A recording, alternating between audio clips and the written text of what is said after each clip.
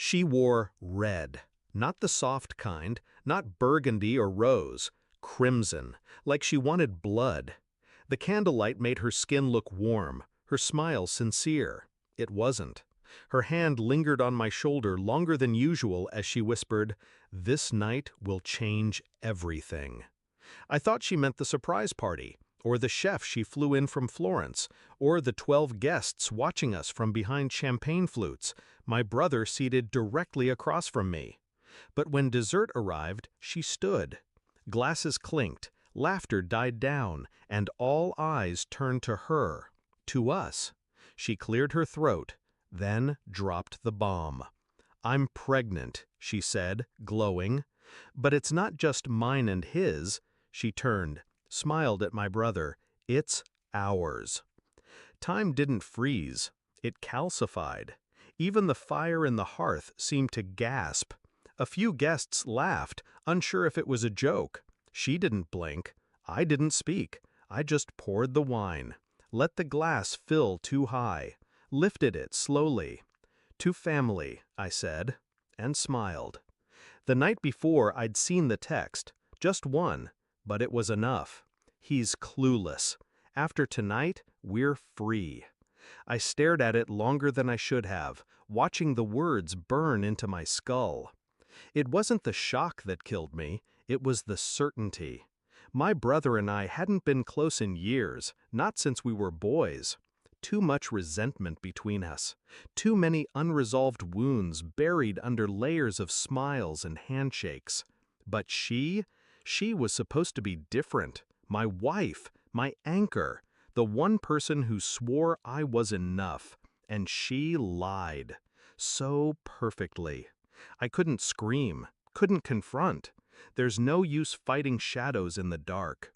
Instead, I watched, and I planned. It started with a favor, a contact at the clinic, an unmarked envelope, DNA analysis in 3 days. I needed confirmation, not for their sake, for mine. The rest unraveled on its own. Her phone was an open vault. They always are if you know where to look. Deleted photos, hidden messages, a second account she forgot to log out of. Each piece of evidence slid quietly into my archive. Screenshots, recordings, timestamps. He'd been coming to the house when I was at work. She'd told him about my investments, my passwords, my plans. They were building a future on my bones. I rehearsed everything in silence, played every scenario in my head. How she would look, how he would crumble, how I would not break. That was the key, control. Let them believe they held the knife. Let them raise it, then take it from their hand, and let them feel the cold edge. The results came in the morning of my birthday. Envelope, unmarked, clean.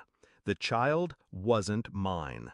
Not a chance. 0.00% probability. I stared at that number until it became a shape. Then I folded the paper, placed it in my jacket pocket, and went downstairs for breakfast. She was humming, cooking eggs, wearing my shirt. I kissed her cheek, told her I loved her, and I meant it. Not the love we once had, the love of a predator for the trap it's about to spring. Back at the dinner table after her big reveal, the room went quiet. A few guests looked to me for a reaction, maybe a breakdown, a slammed chair, tears. But I just stood, raised my glass, and said, "To family." A beat. Then I pulled out the envelope. "Also," I added, "since we're all sharing, I got a gift today too." I unfolded the document slowly, held it up like a priest reading the last rites. Paternity test. Took it just to be sure. Turns out, I'm not the father. I turned to my brother. "Congratulations." He went pale. She blinked. Once, twice, then reached for the paper like touching it would change it. I stepped back. "Oh, and one more thing," I added, pulling out a second folder. "This contains a full transcript of your messages. Yours too, James. I've already forwarded them to my attorney. And the board." Silence. Someone gasped. She opened her mouth. I walked away.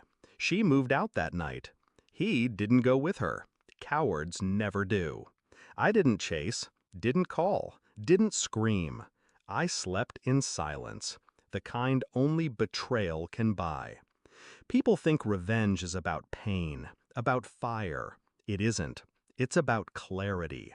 Seeing the mask fall, watching them scramble in the ruin of what they thought was control.